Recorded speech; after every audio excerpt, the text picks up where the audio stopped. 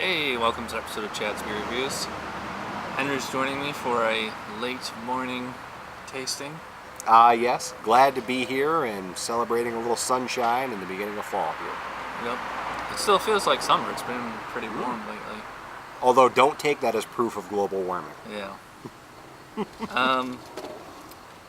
This is a beer sent to me from El Harlock in Canada. This is... Thank you, El Harlock. Yep. Pump House S.O.B. Special Old Bitter. Don't really know anything about it. Probably like an ESB, That's what I'm thinking. but more gratuitous in its naming, Yeah. being an SOB. Brewery of the Year. Where is Pump House out of? Mill Road, Moncton. What's NV? I don't know. Somewhere, New Brunswick? maybe? Okay. I really don't know. New Brunswick, Canada. I'm a font of knowledge. Alright, so you want to just dive in? Because we don't know anything else about We it. don't know at all what this is. It is a twist hop. Which I like. Some people knock the twist hop. I'm not sure. This is unfiltered, though. According to the thing, it says unfiltered, unpasteurized, totally raw, has some twigs and leaves in it. That's not true. But, oh, see, now look at this. Again, knocking me on the head, and I'm getting tons. That's a pretty perfect pour on the... I'm being careful now because I could see in the bottle there's a whole bunch of junk caught right there on the bottom of the neck. Like some little floaties. I'm not sure if they're the kind I want. There's like orange spots in the head itself. Yeah. Yeah, that is kind of a nice orangishness. I don't know if you see that. It's like a burnt umber. Yeah. Very attractive. hazy. I mean, I don't see any sediment. I've got plenty of sediment. I don't know if you could see this on the camera. Oh, you're getting the lava lamp affair? Yeah, there's a lot of stuff sort of floating in here. A marbling sort of effect. Yeah, maybe your like bottle agate. was older or something, but... Maybe. And I poured it carefully, so... It doesn't smell like an ESB. Actually, it smells kind of like an IPA. That's what I was thinking. It's kind of citrusy.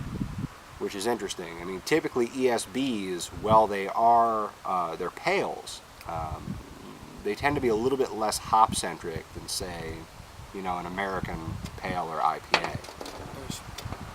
I think these are out of the camera. It does smell good, though. Yeah. It smells more like, an American pale. That's what I'm thinking, Yeah. so. Not an IPA, but a pale. Cheers. Ooh.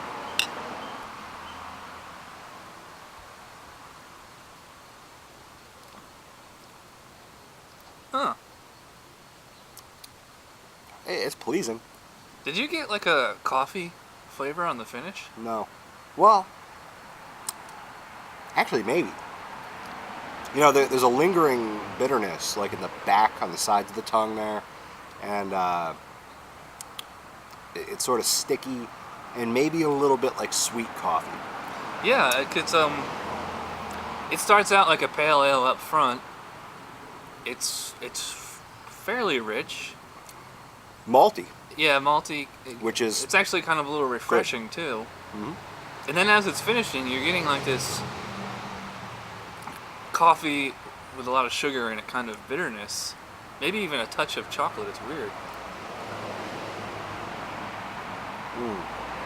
There's an almost like it's hard to tell because we're outside here, but there's a cut grass sort of smell. And I don't know if that's coming from around here or the beer. Yeah. But there's a definite sort of... earthiness.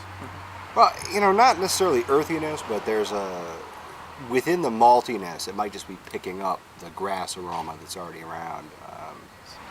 There's an almost Molson-y tinge to the aroma as it comes up the throat into the back of the nose. Like a little bit of sourness. Yeah. This beer we're in the shade here, so it hasn't been skunked from the sun, but who knows what it was like before it came here. Yeah, I don't, to me it's not really a skunkiness, it's a particular character that I don't know if it's really good or bad. Yeah. I'm noticing like a very dry, malty composition of the palate, Yeah. mostly. Dry and sweet. It's somewhere in that cereal, bready, biscuity malt kind of thing. Yeah.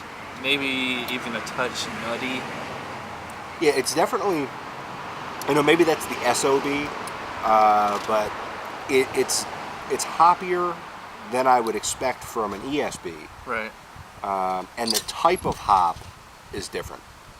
Yeah. I'm not a hop expert. Like, I can't get in there and tell you, well, this is, this many Cascades and this many whatevers. Right. Like some people can, but Others. yeah, it's definitely a different hop than I expect out of a normal ESB, or even just an English bitter in general. Really tastes almost more like an American or West Coast kind of hop. Yeah, I think Yeah. I think this might actually be classified as a pale ale Okay. and not an ESB. I mean, they're in the same ballpark, sort of. Well, it's good, and the hops aren't offensive by any means. I mean, it's hoppy, but it doesn't cross that line that I think a lot of American pales and especially IPAs do. For the kind of drinker like me who is not a hophead. Yeah. I like it. I think I'm gonna go 7 on this one. Yeah. This is 7. This is good. It's not phenomenal, but heck, it's good. Yeah. It's tasty. The only thing I like about it is like that kind of sourness. It's very, very subtle, but it's there. And like as far as like the flavor itself isn't like, blowing my mind or whatever, but drinkability's pretty good. It's like nice, good drinkability. It's not very. I don't think it's carbonated at all anymore, which is weird because it's maintaining a decent head. I've got carbonation. Yeah. It's. I would say it's adequately carbonated. All right, so It's good. I give it a 7+. I think. Yeah. Yeah. This falls into the 7 smiley face range. If we were out maybe in the woods right now a little bit, Yeah. doing a little camping, maybe a little less fishing, more camping, Yeah. I would be okay taking this with me. Alrighty, so thanks to El Harlack for sending the beer. Henry and I are both in agreement about 7. It's a good beer. Yeah. And that was for this episode, so thanks for coming over. Hey, thanks for having me, and proud to have an amount of this one. Thank you.